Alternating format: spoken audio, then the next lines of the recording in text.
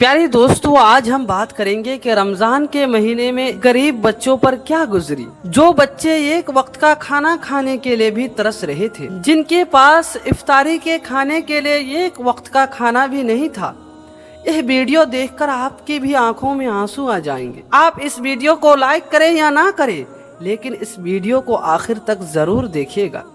तो चलिए वीडियो को शुरू करते हैं। दोस्तों, ये कहानी है अकबर नाम के एक शख्स की। अकबर भाई ने अपने घर रमजान के महीने में इफ्तार का प्रोग्राम रखा और अपने दोस्तों और रिश्तेदारों को दावत दी और उन्हें इफ्तार पर बुलाया। घर में इफ्तार की तैयारियां चल रही थी। यह कहानी अकबर भाई खुद बयान करते हैं। वो बताते हैं कि मैंने आमों की पेटी को नीचे रखकर अपनी बीवी से कहा, बेगम, इफ्तारी के इंतज़ाम में कोई कमी बेशी नहीं रहनी चाहिए। बीबी ने कहा, और कितनी बार कहेंगे?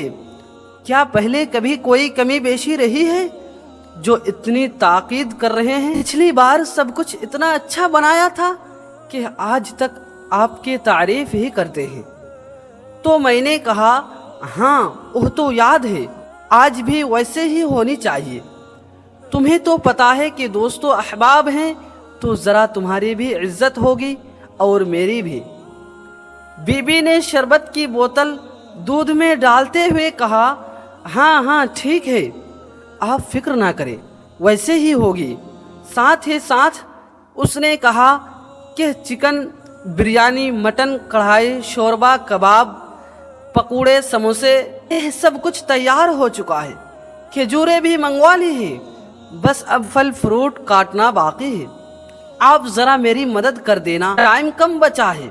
यह सुनकर अकबर कहता है कि मैंने छुरी ली और अपनी बीवी के साथ बैठकर फल फ्रूट काटना शुरू कर दिए। कुछ ही वक्त में इफ्तारी का इंतज़ाम मुकम्मल हो गया। हमने सारा सामान डाइनिंग टेबल पर लगा दिए। इतने में दोस्तों और रिश्तेदारों का आने का सिलसिला भी शुरू हो गया। इफ्तारी के टाइम तक सब लोग पहुंच चुके थे।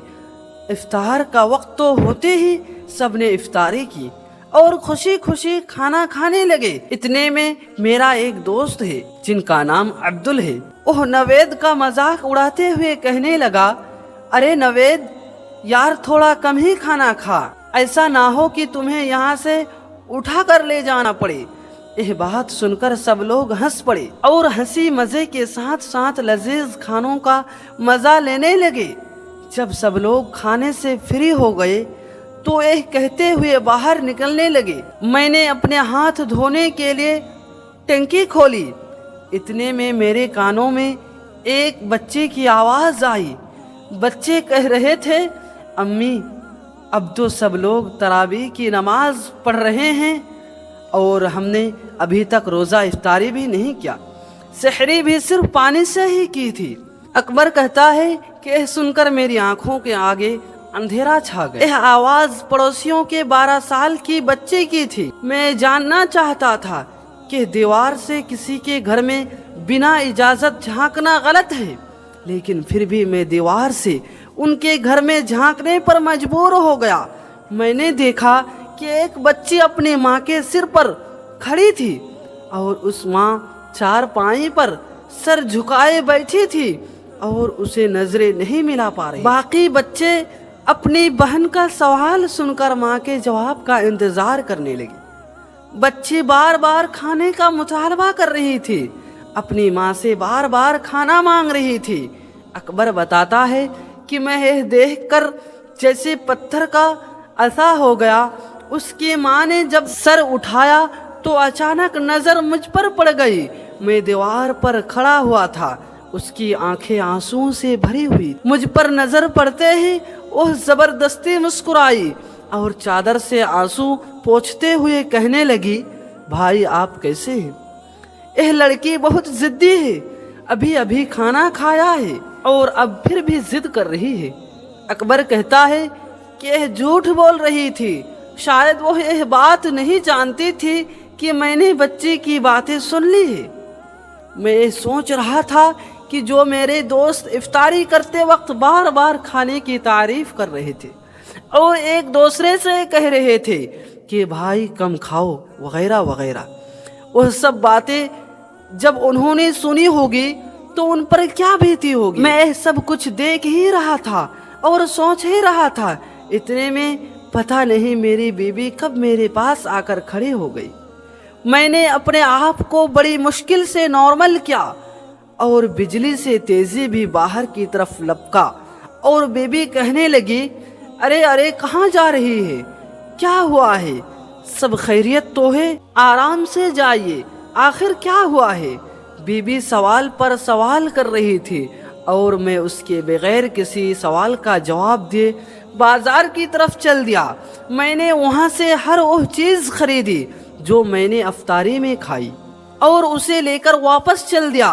मेरा हर कदम मुझे भारी लग रहा था। उस बच्चे की बातें और उस बेवा औरत के आंसू मैं नहीं भूल पा रहा था।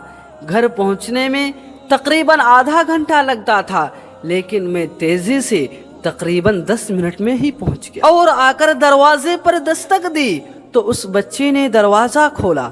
मुझ पर नजर पड़ते ही उसकी आंखें खुशी से चमक उठी। वह वापस मुड़ी और शोर मचाने लगी कि देखो अकबर अंकल क्या लाए हैं। सब बच्चे मेरी तरफ लपके और मैंने सारा सामान नीचे रखकर सबको बारी बारी सीने से लगाया और उनकी पेशानियों को बोसा दिया और उनकी माँ यह देखकर बिलक बिलक कर रोने लगी। मैंने अपने आंसू नहीं रोक पाया। बच्चों का शोर सुनकर मेरी बीबी भी दीवार पर आ गई और यह सब कुछ देखने लगी। जब मैंने उनकी तरफ देखा तो मुझे देखकर मुस्कुराई और अपने आंसू पोंछने लगी। मैंने सामान खोला और बच्चों को साथ में बैठाकर खाना खिलाया। हर लुक़मे के साथ साथ बच्चे मुझे मुस्कुराकर अजीब निगाहों से मेरी तरफ देखते रहे। बच्चों ने जी भर के खाना खाया। सब कुछ खाना खा चुके तो मैंने कहा, आप लोग आराम करो और अम्मी से भी कहो कि वह भी खाना खा ले, मैं थोड़ी देर में आता हूँ। बच्चों ने कहा, ठीक है अंकल। अकबर बताता है कि उसके बाद मैं वहाँ से चला गया और मार्केट में आकर महीने भर की राशन लिया और दोबारा उनके घर आया। सारे बच्चे सो चुके थे और उनकी माँ जाग रही थी। मुझे देखकर वह उठ खड़ी हुई और नजरें झुकाकर कहने लगी, भाई आपने इतनी जहमत क्यों उठाई। मैंने कहा, आप मेरी बहन हो, उसमें जहमत वाली कौन सी बात है।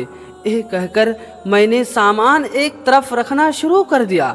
जब सामान रख दिया तो सोए हुए बच्चों की तरफ मैंने एक निगाह देखा तो जैसे मुझे सुकून आया। मैंने कहा, ठीक है बहन, मैं चलता हूँ। यह कहते ही बाहर की तरफ चल दिया। निकलते हुए उस औरत की भारी आवाज़ में मैंने यह सुना कि भाई अल्लाह आपको किसी का मोहताज ना करे। वह मुझे दुआ देने लगी। फिर उसके बाद हर दिन बच्चों के हंसने खेलने की आवाज़ आती थी जिसे सुनकर मेरी रूह को सुकून मिलता। इतना सुकून मेरी जिंदगी में मुझे पहली बार मिला था। अकबर कहता है कि घर पहुंचकर मैंने सजदा शुक्र अदा किया और अल्लाह से रो रो कर माफ़ी मांगी। अल्लाह मुझे माफ़ फरमा जो मैं अब तक उस बात से गाफिल था। प्यारे दोस्तों, हम खाते पीते घरों के दोस्तों और रिश्तेदारों को खाना पर बुलाकर यह समझते हैं कि हमने बहुत सवाब कमा लिया। यकीनन किसी रोजेदार को इफ्तार कराना यह बहुत ही बड़ा सवाब का काम है, चाहे वो अमीर हो या गरीब हो। लेकिन इस बारे में कभी भी नहीं सोचा कि क्या हमारी तरफ मुस्तहिकीन तक उनका हक पहुंच रहा है या नहीं। दोस्तों, उम्मीद करते हैं कि आप इस पैगाम को समझ चुके होंगे। इस वीडियो का जो पैगाम था आप तक पहुंच गया होगा। इस वीडियो को लाइक ज़रूर करें। फिर मिलेंगे आपके साथ अगले किसी नए स्टोरी के साथ। तब तक के लिए अस्सलामु अलैकुम व रहमतुल्लाहि व बरकातुहू।